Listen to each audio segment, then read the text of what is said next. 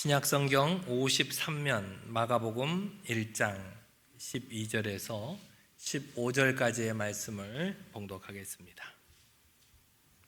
하나님의 말씀을 봉독합니다. 성령이 곧 예수를 광야로 몰아내신지라. 광야에서 40일을 계시면서 사탄에게 시험을 받으시며 들짐승과 함께 계시니 천사들이 수종 들더라. 요한이 잡힌 후 예수께서 갈릴리에 오셔서 하나님의 복음을 전파하여 이르시되 때가 찼고 하나님의 나라가 가까이 왔으니 회개하고 복음을 믿으라 하시더라. 아멘. 늘 주님 말씀에 순종하는 저와 여러분 모두가 되시기를 바랍니다. 명절은 잘 보내셨습니까? 맛있는 거 많이 드셨나요? 살 좀 쪄 보이시긴 하시는데 우리 앞뒤 좌우로 같이 인사해 볼까요? 주님의 은혜가 함께하기를 바랍니다. 얼굴이 좋아 보입니다.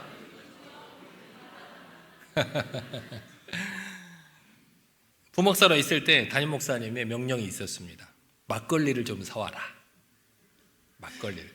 아니 목사님, 그래도 저도 목사인데 동네 사람들 다 아는데 막걸리를 어디서 어떤 막걸리를 사와야 됩니까? 교회 마당을 정비하면서 이렇게 한쪽에 화단을 만들었어요. 화단을 만들었는데 거기에 장로님이 자기 집에 가꾸고 있는 커다란 소나무를 하나 기증을 했어요. 그래서 그 소나무를 파서 거기다가 옮겨 심었어요. 아무리 조심스럽게 작업을 해도 그 과정 가운데 필연적으로 그 소나무는 고통을 겪을 수밖에 없어요. 나무 주변을 크게 둘러서 이렇게 잘라도 여러 잔뿌리들이 수년간 그 땅에서 묻혀서 그 옆에 있는 흙을 움켜쥐고 있던 잔뿌리들이 다 끊겨 나가고 익숙했던 흙 냄새나 햇볕의 방향이나 바람의 결이 하루아침에 달라지는 거예요. 우리가 다른 곳에 이사 가면 낯선 것처럼 나무도 똑같은 거예요. 그래서 잎이 윤기를 마르고 가지는 힘없이 쭉 늘어져서 겉으로 보기에는 마치 나무가 죽어가고 있는 것처럼 보입니다. 그래서 목사님께서 어디서 들어서 아무리 이렇게 물을 잘 주고 해도 안 되니까 막걸리를 부어주면 나무가 좀 괜찮다, 효소가 있으니까. 그래서 막걸리를 저에게 사오라고 이렇게 말씀을 하신 거예요. 그래서 또 제가 또 얼굴은 좀 뻔뻔해요. 그래서 가서 막걸리 2통 주세요. 어떤 막걸리로 줄까요? 가장 싼 걸로 주세요. 그래서 갖다 드렸더니 나무 주위에 이렇게 뿌려 주시더라고요. 겉으로 보기에는 마치 나무가 죽어가고 있는 것처럼 보이지만 실은 그 나무는 죽어가고 있는 게 아니에요. 낯선 환경에 적응하기 위해서 자신의 젖먹던 힘까지 다 짜내서 치열하게 생존하겠다고, 살아보겠다고 몸부림을 치고 있는 것입니다. 이것을 우리는 이식 몸살이라고 부릅니다. 이식 몸살. 근데 나무만 이식 몸살을 겪는 게 아닙니다. 우리 인생도 똑같은 이식 몸살을 겪을 때가 있습니다. 평생을 바쳐 일했던 직장에서 은퇴하고 매일 아침 출근하던 그 익숙한 길이 사라져버렸을 때 오는 공허함은 마치 뿌리가 뽑힌 듯한 아픔이었을 것입니다. 자녀들 다 키워서 시집장가 보내고 북적거리던 집안에 덩그러니 남아있는 빈 방을 바라볼 때 몰려오는 적막감, 때로는 몸에 예기치 않은 질병이 생겨서 병원 침대에 누워서 바라보는 하얀 천장. 그때 우리는 영적인 몸살을 앓습니다. 낯설고 춥고 두렵습니다. 성경은 이렇게 익숙한 안정감이 사라지고 이렇게 낯선 고독과 마주하는 시간을 오늘 성경에서는 광야라고 표현하고 있습니다. 광야. 지금 이 자리에 계신 성도님들 중에도 남모르는 자신만의 광야의 길을 걷고 계신 분들이 있을 수 있습니다. 그 고통스러운 시간 앞에 서면 자신도 모르게 마음속에 이렇게 질문이 나옵니다. 하나님, 제가 뭘 잘못했기에 저를 이렇게 버려두십니까?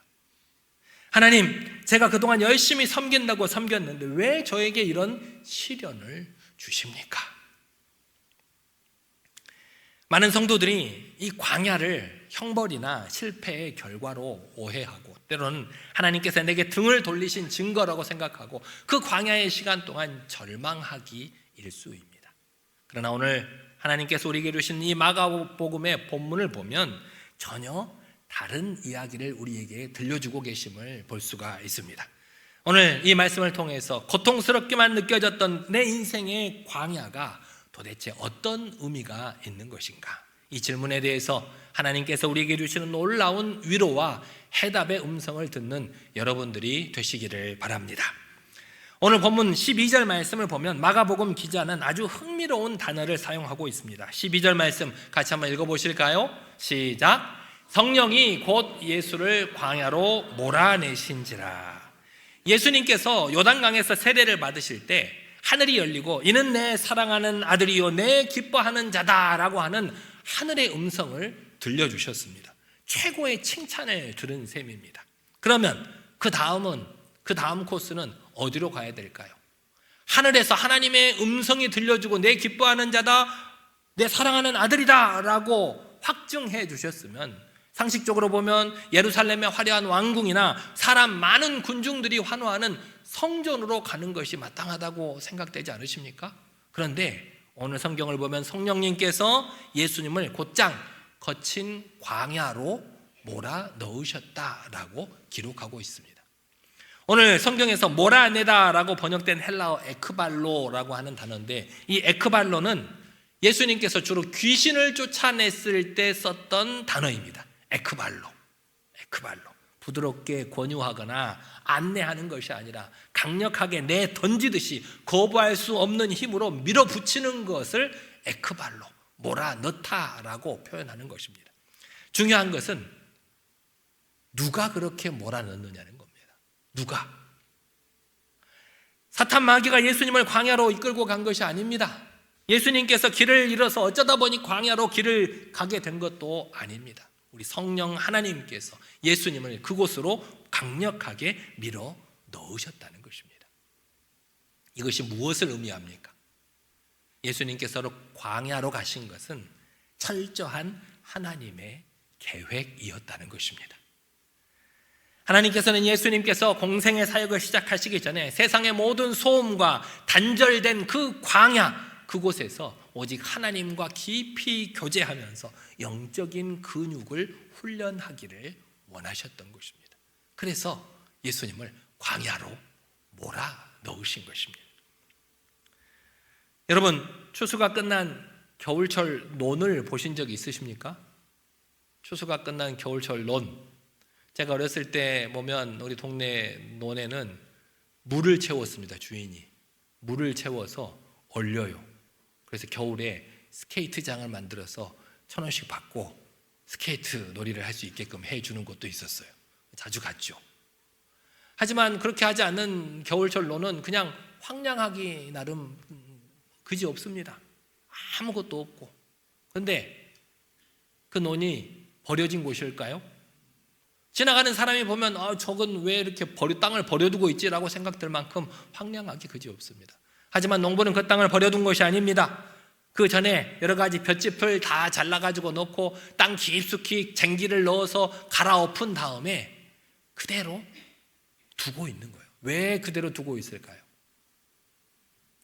다음 해 봄에 새 생명이 넘실거릴 것을 기대하면서 지력을 키우고 있는 겁니다. 땅이 자기의 힘을 키울 수 있도록 시간을 주고 있는 것입니다. 겉보기에는 아무것도 없는 것 같고 멈춰 있는 것 같고 죽어 있는 것 같을지 모르지만 그 땅속 깊은 곳에는 미생물들이 활동하며 흙을 기름지게 만드는 치열한 생명 활동이 일어나고 있다는 것입니다. 마찬가지로 지금 여러분이 겪고 있는 여러 가지 어려움도 사업의 부진으로 인한 경제적인 어려움이나 때로는 평생 믿었던 사람과의 관계 단절, 때로는 밤마다 나를 찾아오는 깊은 고독이 여러분의 실수나 우연이나 하나님의 무관심 때문에 생긴 일이 아니라는 것입니다. 여러분이 실패해서 그곳에 계신 것이 아닙니다. 세상에 떠밀려서 어쩔 수 없이 그 자리에 계신 것이 아니라는 것입니다. 하나님께서 하나님께서 여러분을 너무나도 사랑하시기에 세상의 분주한 소음과 세상 사람들로부터 격리시키신 것입니다. 오직 하나님 한 분만 단독으로 만나게 하기 위해서 잠시 광야라는 특별한 장소로 여러분을 초청하신 것입니다. 광야는 유배지가 아니라 하나님께서 당신의 사랑하는 자녀들을 훈련시키시는 특별한 장소라는 것입니다. 그러므로 내가 이 광야의 시간을 겪고 있다면 하나님께 왜냐고 묻는 것이 아니라, 하나님, 이곳에서 저에게 무엇을 말씀하시려 하십니까? 이곳에서 제가 무엇을 배우기를 원하십니까? 그렇게 물을 수 있는 여러분 모두가 되시기를 바랍니다. 마태복음이나 누가복음에는 없는 오직 마가복음에만 나오는 아주 독특한 문장이 본문 13절에 기록되어 있습니다. 본문 13절 말씀 같이 한번 읽어보시겠습니다. 시작. 광야에서 40일을 계시면서 사탄에게 시험을 받으시며 들짐승과 함께 계시니 천사들이 수종 들더라. 예수님께서 지금 계신 곳은 낭만적인 캠핑장이 아닙니다. 요즘 캠핑들을 많이 가시죠. 번잡한 도시를 벗어나서 시골 한적한 곳 산골짜기에 가서 캠핑을 즐기면서 낭만을 즐기는 사람들이 많이 있죠. 하지만 예수님이 계신 이 광야는 그런 곳이 아니라는 겁니다. 거기에는 들짐승들이 존재합니다. 실제로 유대 광야에는 늑대나 표범이나 하이에나 같은 맹수들이 살았다고 합니다. 캄캄한 밤이 되면 들려오는 맹수의 울음소리가 있고 언제 어디서 덤벼들지 모르는 공포는 상상이 아니라 실제였다고 합니다. 예수님께서는 지금 그 두려움 한복판에 홀로 계시는 것입니다. 그러나 마가는 곧바로 이어서 이렇게 기록하고 있습니다. 들짐승과 함께 계시니 천사들이 수종들더라. 누가 수종들더라고요? 천사들이 수종들더라. 여기서 수종들더라라고 하는 헬라어의 시제가 미완료형입니다. 무슨 말이냐? 천사들이 한 번 예수님을 돕고 떠났다는 것이 아니라 예수님께서 광야에 계시는 40일 내내 지속적으로 끊임없이 그 곁에서 지키시고 도우셨다는 뜻입니다. 이렇게 광야는 들짐승의 위협과 천사의 보호가 동시에 공존하는 곳이 광야고 우리가 살아가고 있는 우리네 인생입니다. 예전에 힘든 항암 치료를 마치고 회복 중이신 어떤 권사님을 신방한 적이 있었습니다. 병원으로. 전에도 한번 말씀드린 적이 있었는데 제 교구는 아니에요. 제 담당 교구는 아닌데 늘 마음에 쓰였어요. 권사님이 입원하셨다는데 가보고 싶다. 위로의 말이라도 하고 싶다. 근데 마침 병원이 제가 다니는 신학교 아래쪽에 있는 병원이라 몰래 한번 들려봤어요. 밤에. 권사님께서 보시고 눈물을 글썽이면서 이렇게 말씀하시는 거예요. 목사님, 밤에 병실에 혼자 누워있는데 항암제가 들어가면 온몸이 불타는 것처럼 아프고 구토가 올라와서 견딜 수가 없어요. 꼭 짐승 한 마리가 내 몸을 물어뜯는 것 같아서 너무나도 무섭고 외로워요. 권사님께서 인생의 들짐승을 만나신 것입니다. 그런데 권사님의 고백이 거기서 끝나지 않았습니다. 그런데 목사님, 새벽 내내 고통스럽게 뒤척이다가 새벽이 다 되어서야 잠들었다가 깼는데 며느리가 정성껏 끓여서 보온병에 담아온 따뜻한 죽 한 그릇을 먹는데 그게 그렇게 눈물나게 고마운 거예요. 거기다가 친구 권사가 내가 너를 위해서 밤새 기도했다라고 보내준 그 문자 한 통을 보는데 갑자기 병실이 환해지는 것 같더래요. 하나님께서 천사들을 보내주셨구나. 그 생각이 드니까 살겠더라는 거예요. 여러분, 이 권사님이 고통이라는 들짐승이 사라졌습니까? 아닙니다. 여전히 몸은 아픕니다. 상황은 변하지 않았습니다. 하지만 그 고통 곁에 천사가 함께하고 있음을 발견했기에 권사님께서는 그 기나긴 고통의 광야의 시간을 견뎌내고 승리하실 수 있었다는 것입니다. 우리는 종종 인생을 살아가면서 들짐승만 바라보면서 두려움에 떨기도 합니다. 은퇴 후에 점점 줄어들기만 하는 통장 잔고나 우리 자녀들의 이혼 위기나 방황할 때마다 밤마다 나를 찾아오는 내 몸의 통증, 때로는 죽음의 공포를 들짐승처럼 여기고 그것들만 바라보고 두려워할 때가 있습니다. 이런 것들이 두려운 것이 사실입니다. 저도 두려워요. 하지만 성도 여러분, 하나님께서는 여러분들을 들짐승의 밥이 되라고 그 광야로 보내신 것이 아닙니다. 들짐승이 으르렁거리면서 우리를 노리고 있는 바로 그 자리에 천사도 함께하고 있다는 사실을 잊지 않는 여러분들이 되시기를 바랍니다.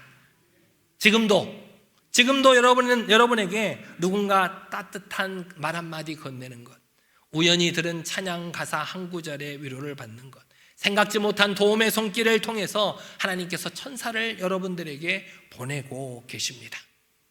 득실거리는 그 들짐승들 사이에서 하나님께서 숨겨두신 그 천사의 손길을 발견할 수 있는 저와 여러분 모두가 되시기를 바랍니다. 예수님께서 광야에 들어가자마자 나오신 것이 아닙니다. 예수님께서 광야에 들어가서 얼마 만에 나오셨다고 성경이 기록하고 있죠? 40일 만에. 40일이 지난 후에야 비로소 갈릴리에 오셔서 하나님의 복음을 전파하셨다고 성경은 기록을 하고 있습니다.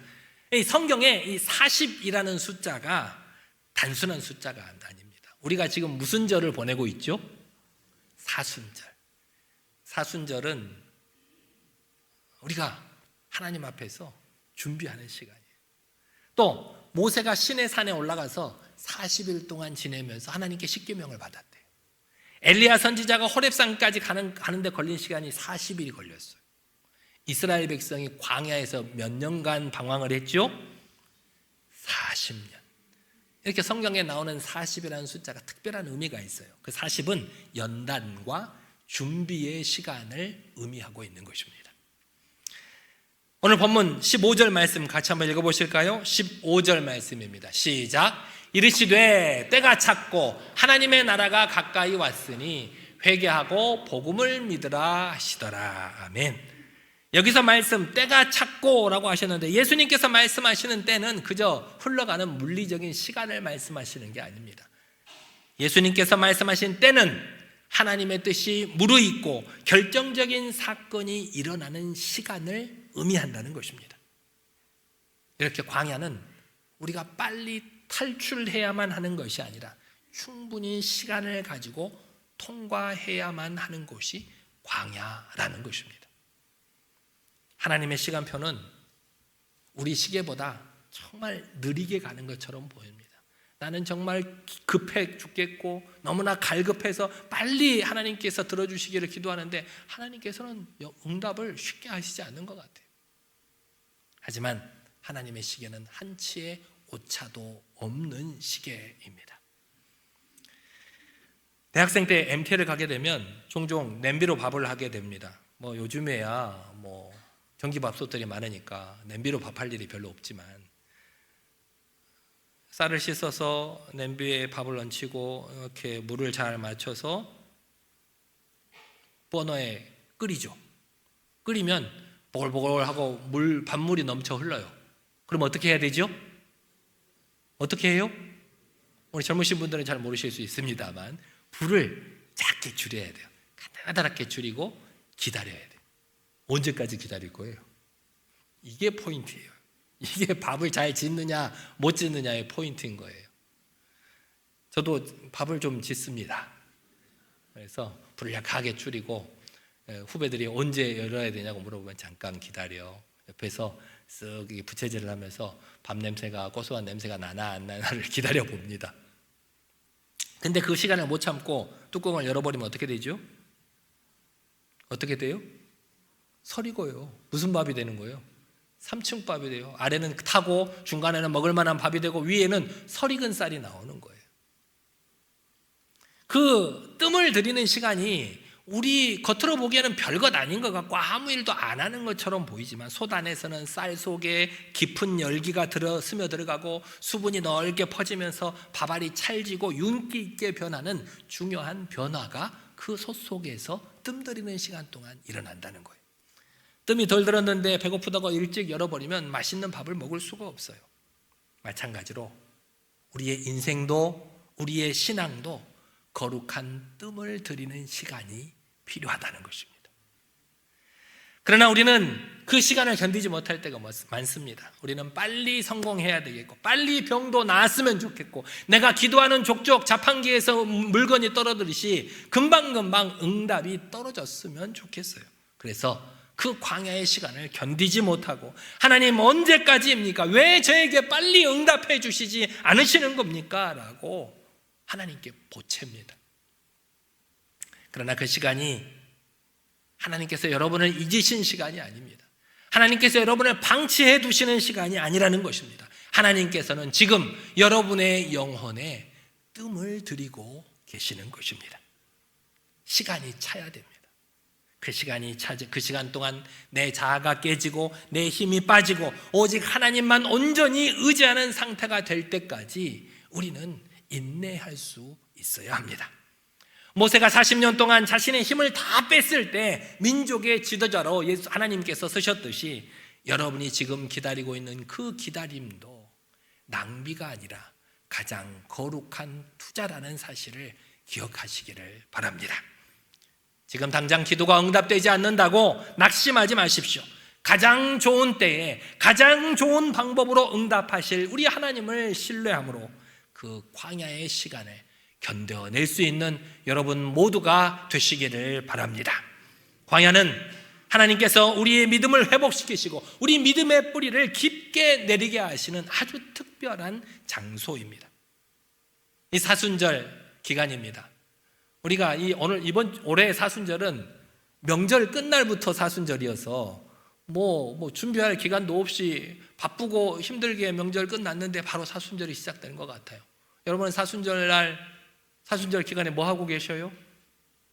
요즘 어떻게 지내고 계셔요? 제가 사순절 아침마다 이제 음성을 여러분들께 보내드리고 있죠. 음성 다 받고 계시죠? 못 받고 계시는 분은 구역장님에게 문의를 하시든지 아니면 교회 단톡방에 이렇게 확인해 보시면 제가 아침 7시에 다 보내드리고 있어요. 이 사순절 기간에 불평과 불만 대신에 또 두려움 대신에 이 광야에서 주님의 목소리에 귀를 기울이며 여러분만의 때를 기다릴 수 있는 사순절이 되시기를 바랍니다. 이번 한 주간 하나님 앞에서 여러분의 조급함을 멈추는 훈련을 한번 시작해 보시면 좋겠습니다. 하루를 시작하기 전에 조용히 눈을 감고 이렇게 기도해 보십시오. 주님, 내 뜻보다 주님의 때를 기다립니다. 나를 인도하여 주시옵소서. 내가 주님을 신뢰합니다. 이 거룩한 멈춤의 시간이 여러분의 영혼을 더욱더 깊게 만들고 들짐승을 이길 힘을 공급해 주실 줄 믿습니다. 여러분이 계시는 광야에는 들짐승만 있는 것이 아닙니다. 한 주간 하루를 마치고 이제 잠들 때에는 오늘 하루 종일 나를 힘들게 했던 들짐승만 생각할 것이 아니라 나에게 찾아든 천사의 손길을 한번 되짚어 보시고 기록을 해 보시면 좋을 것 같습니다. 오늘 내 질병으로 인한 통증이 너무나도 심했지만 창가에 비친 오후 햇살이 참 따뜻했다. 우리 자식 걱정에 정말 마음이 무거웠는데 오랜만에 걸려온 친구의 전화 한 통에 내가 소리내어 웃을 수 있었다. 이렇게 구체적인 은혜의 흔적들을 한쪽에 적어보시기를 바랍니다. 여러분이 한 주간만 적어도 그 기록들을 통해서 여러분이 혼자가 아니라는 것을 깨달으실 수 있을 줄 믿습니다. 사랑하는 여러분, 광야는 버려진 땅이 아니라 성령께서 우리를 부르시는 땅입니다. 그곳은 우리가 하나님과 단독으로 만나는 아주 특별한 장소입니다. 물론 그곳에 우리를 위협하는 들짐승들도 있지만 우리를 지키시고 우리를 보호하시고 우리의 수종을 드는 천사도 반드시 우리와 함께하고 있습니다. 그리고 하나님의 때가 차면 밥이 뜸이 들어서 구수한 향기를 내듯이 우리는 반드시 그 광야에서 예수 그리스도의 성품을 받은 자로 변화되어 이 세상으로 다시 나오게 될 줄 믿습니다. 사랑하는 여러분, 지금 인생의 춥고 어두운 광야를 지내고 계신 분들은 두려워하지 마십시오. 위축되지 마십시오. 내가 광야의 길을 걷고 있는데 그렇지 않은 척 하실 필요도 없습니다. 하나님 앞에 솔직히 내어놓으십시오. 겨울을 잘 견딘 나무가 봄에 아름다운 꽃을 피우듯이 뿌리 깊은 나무가 웬만한 바람에는 흔들리지 않듯이 이 광야의 시간을 통해서 여러분의 신앙이 더욱더 깊어질 줄 믿습니다.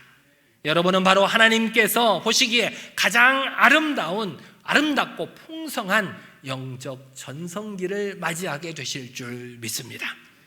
광야의 주인 되신 그 예수님께서 지금 여러분과 함께 걷고 계십니다. 그 주님을 믿고 의지함으로 승리하는 이번 한 주간이 되시기를 간절히 기도합니다. 같이 기도하겠습니다. 하나님, 내 인생의 광야가 버림받은 시간이라고 생각했던 지난 날을 회개하오니 용서하여 주옵소서. 하나님, 그 광야의 시간을 견디지 못하고 원망하고 불평했던 지난 날을 용서하여 주옵소서. 이제는 광야의 시간이 나를 위한 하나님의 특별한 초청임을 깨닫고 주님의 때가 차기까지 기도로 준비하며 인내할 수 있도록 해달라고 이 시간 우리 한 목소리로 간절히 기도하겠습니다. 능력의 하나님 아버지, 어리석고 부족한 우리를 하나님의 거룩하신 말씀으로 깨우쳐 주심에 감사를 드립니다.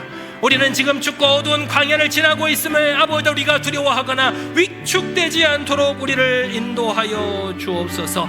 내 인생의 광야가 버림받은 시간이라고 절망하고 낭망하고 있었음을 회개하오니 용서하여 주옵소서. 하나님, 그 광야의 시간을 견디지 못하고 아버지 하나님 불평불만에 아버지 가득 차 있었던 나의 지난날의 모습을 회개하오니 용서하여 주옵소서. 이제는 광야의 시간이 나를 위한 하나님의 특별한 초청임을 깨닫고 주님의 때가 차기까지 기도로 준비하고 인내할 수 있는 우리가 될 수 있도록 도와주옵소서. 이 광야의 시간을 잘 견뎌내어 아버지 우리의 신앙이 더욱더 깊어지게 하시고 하나님 보시기에 가장 아름답고 풍성한 영적 전성기를 맞이하는 우리 모든 영혼들이 다 될 수 있도록 인도하여 주시옵소서. 주님께서 우리와 함께하여 주실 줄 믿사옵나이다. 아버지, 사랑과 은혜가 풍성하신 하나님 아버지, 오늘 우리에게 주신 말씀을 통해 우리 인생의 광야가 버림받은 자리가 아니라 하나님의 특별한 섭리 안에 있는 훈련의 자리임을 깨닫게 하시니 감사를 드립니다. 때로는 인생의 겨울바람이 너무 차갑고 홀로 남겨진 것 같아 두려울 때가 있었습니다. 현실의 문제들이 굶주린 들짐승들처럼 우리를 위협하여 잠 못 이룰 때도 있었습니다. 주님, 이 시간 간절히 기도하오니 우리가 그 고통만 바라보지 말고 그 고통의 현장 한가운데 우리를 돕는 천사의 손길을 발견할 수 있도록 믿음의 눈을 열어 주옵소서. 작은 위로에도 감사할 줄 아는 마음을 주시고 조급한 마음을 내려놓고 주님의 때가 차기까지 기도로 준비하는 인내를 허락하여 주옵소서. 이번 한 주간 우리 각자가 걷고 있는 광야의 발걸음을 불기둥과 구름기둥으로 지키시며 때가 참에 아름다운 믿음의 꽃을 피우게 하여 주옵소서. 우리의 영원한 동반자가 되시는 예수 그리스도의 이름으로 간절히 기도드리옵나이다. 아멘.